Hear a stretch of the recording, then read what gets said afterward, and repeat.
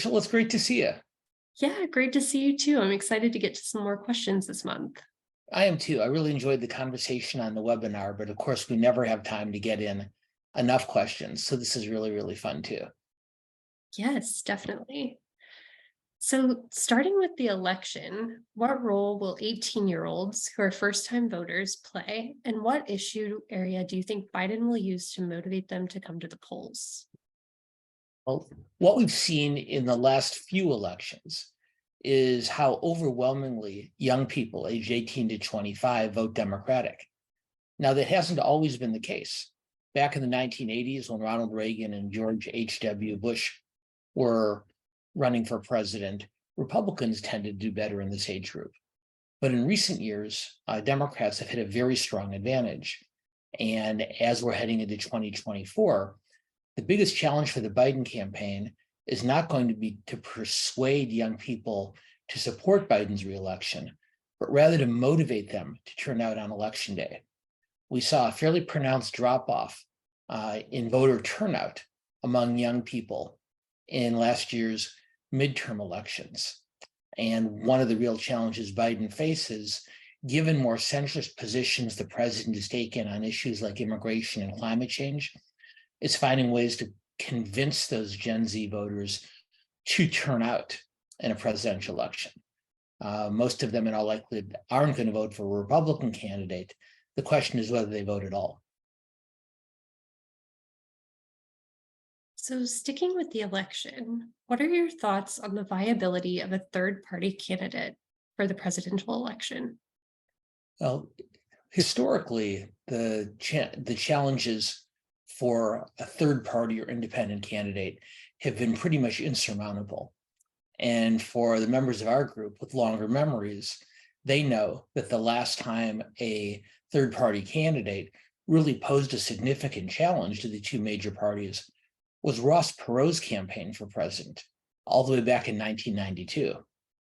The two parties aren't all that good at many things, but they're particularly talented at maintaining this duopoly over the system, if for no other reason than over the years they've tended to be very ideologically flexible.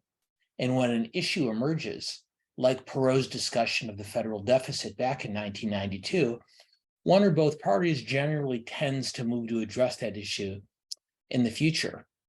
But as our political system becomes more and more polarized and more hyper-partisan, there has been an effort by the No Labels bipartisan group to qualify for the ballot in 2024 to run a third-party candidate.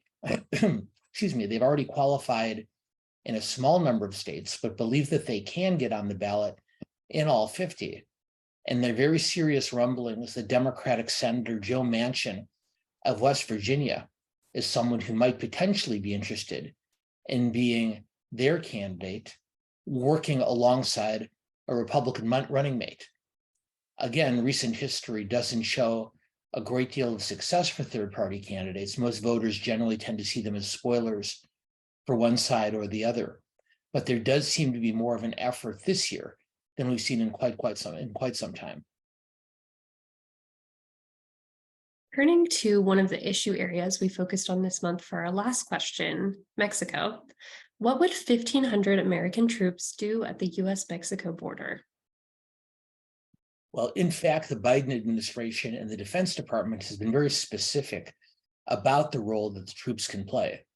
And when the administration announced a week or so ago that they were sending 1,500 additional troops to the border to augment the 2,500 National Guard troops that are already stationed there, they were very specific in saying that this military presence would not be involved in any direct border interdiction, and in fact would not be working directly to prevent migrants from crossing the border.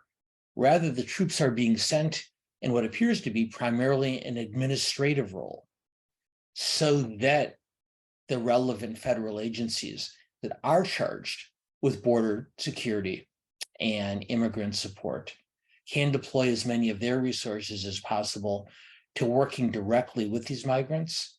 And so the office work, as it was, will fall to the troops.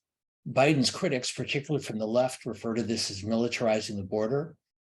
But whether you think it's the right move or not, it is clear that the administration is working with great care, at least so far, to make sure that there is no direct interdiction role for the military and its border presence. Thank you so much, Dan, and looking forward to seeing you again when we talk about the election next month. I'm really looking forward to it too, Rachel. I'll see you soon, and I look forward to seeing our whole group again at the beginning of June.